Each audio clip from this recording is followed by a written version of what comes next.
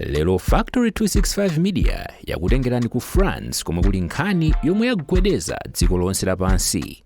Iyi ndi nkhani ya mzibambo amene amamwetsa mankhwala ogonetsa mkazi wake kenaka ndi kumamugwiririra limodzi ndi azibambo wena achilendo okwana 72 amene mzibamboyu amachita kuwayitanira.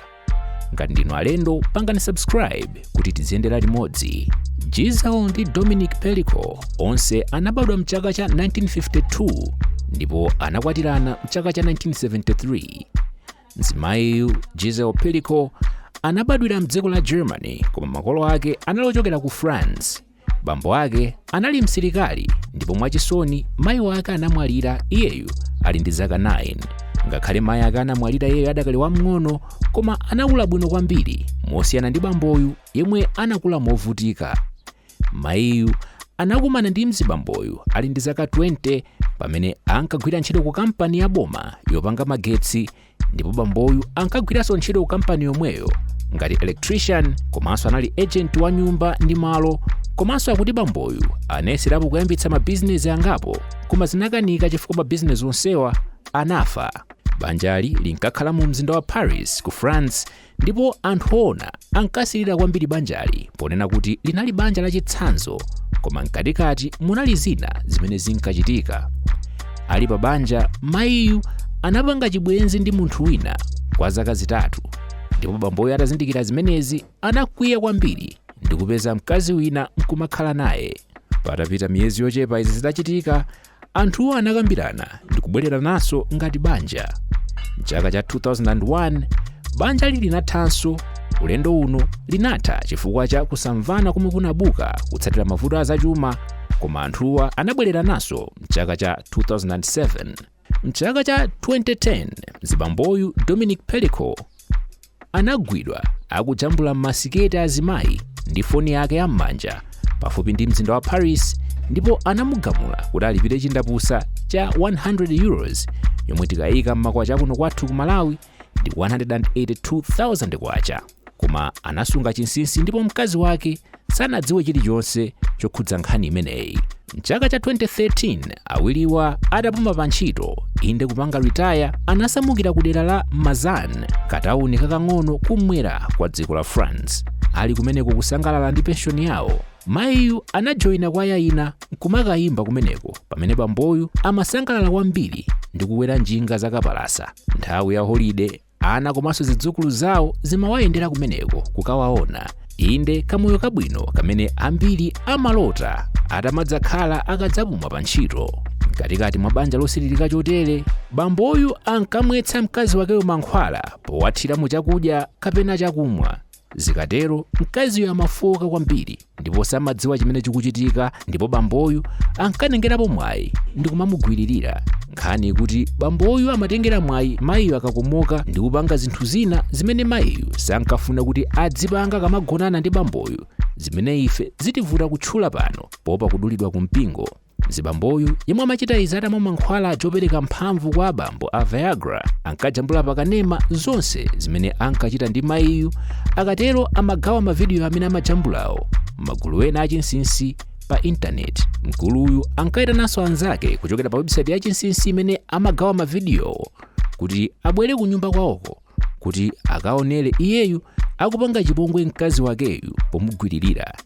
Zikatero bamboyu amaperekanso mwayi kwa anzakewo kuti amugwirirenso mkazi wakeyo ali chikomokere. Bamboyu sankalandira ndalama iliyonse kuchokera kwa anthuwa koma amawapatsiratu malangizo omveka bwino asanayambe kuchita chipongwecho. Iyeyu amawauza abambo anzakewo kuti asamveke fungo lililonse la perfume komanso asasote fodya popa kuti mayiyu atha kudabwa fungolo akatsitsimuka. Dominique Pellico amawauzanso azibambowo kuti asamagwiritse ntchito makondomu pogwiririra mkazi wakeyo. Mzibamboyu wakhala kuchita izi kwa mkazi wakeyu kuyambira mchaka cha 2011 mpaka chaka cha 2020 ndipo thanzi la mayiyu linasokonekera kwambiri koma samadziwa chilichonse chomwe chimamuchitikira. Mayiyu anaonda kwambiri komanso tsitsi lake limangothothoka. Mayiyunso amakumana ndi vuto lija loyiwala zinthu kwambiri mpaka iyeyu anayamba kuganiza kuti mwina nkutheka ali ndi chotupa m'mutu mwake. Pofuna kupeza thandizo mzimayiyu anayendera madotolo ochuluka kuti aunike za vuto lakelo koma madotolo sanapeze vuto lililonse m'mutu mwake, ndipo palibe anakayikirapo zokuti mayiyu atakhala kuti akupatsidwa mankhwala. Nthawi yonseyi imene mayiyu amakhala akuyenda mzipatala anali akuperekezedwa ndi mwamuna wakeyu, ndipo bamboyo amamuwuza kuti mavuto akewo akubwera chifukwa choganizira kwambiri zidzukulu zawo, ndipo mayiyu ngakhale mpang'ono pomwe sanaganizire kuti gwero la mavuto akewa litha kukhala likuchokera kwa mwamuna wake yemweyu. Tsopano kuti zonse ziwululike ndi kukhala poyera, pa 12 Septemba mchaka cha 2020 zibamboyu anagwidwanso ndi mlonda wina pa msika wina waukulu akujambulanso mkati mwa masiketi a azimayi pogwiritsa ntchito foni yake ya m'manja pafupi ndi kumene amakhala. Mkuluyu adaperekedwa m'manja mwa apolisi, anamutulutsa pa belo podikilira mlandu wake ndi kupereka mpata kwa apolisi kuti afufuze bwino nkhaniyi. Ngati njira imodzi ya kafukufuku, apolisiwa analanda foni zake za m'manja kuphatikizapo kompyuta imene inali ku nyumba kwake. Ndi kudzera mukafukufuku ameneyu pamene apolisi anavumbulutsa malodzi onse amene mkuluyu wakhala akupanga. Apolisi anapeza kuti mkuluyu anali mugulu lina la chinsinsi pa intaneti. Mugululi anthu mmenemo amakhala kukambirana zimene amachita kwa azimayiwo asakudziwa. Zinadziwikanso kuti website imene amagwiritsa ntchito mkuluyu inali ikukhudzidwanso ndi milandu ina 23,000 m'dziko la France kuyambira mchaka cha 2021 mpaka 2024, ndipo inatsekedwa mwezi wa June chaka cha 2024. Apolisiwa anapezanso mauthenga ena pa Skype pamene mkuluyu amadzitamandira yekha ponena kuti amapereka mankhwala kwa mkazi wake ndi kuyitana anthu achilendo kuti adzamugwiririre. Mkuluyu anapezeka ndi mavidiyo komanso zithunzi zokwana 20,000 za mkazi wakeyu atakomoka, anthu akumuchita chipongwe. Ofufuzawa anapeza kupyolera m'mavidiyo kuti mayiyu anagwiriridwa ka 92 ndi azibambo osiyanasiyana okwana 72 kuyambira mwezi wa Julayi mchaka cha 2011 mpaka mwezi wa Oktoba mchaka cha 2020. Zatengera apolisi zaka ziwiri kuti afufuze ndi kumanga azibambo 50 omwe anaoneka m'mavidiyowo, ndipo mpaka pano zikukanika kuti apeze azibambo wena otsalawo. Azibambowa anali ndi zaka zapakati pa 21 mpaka 68 pa nthawi yomwe ankachita zakusayenerazi.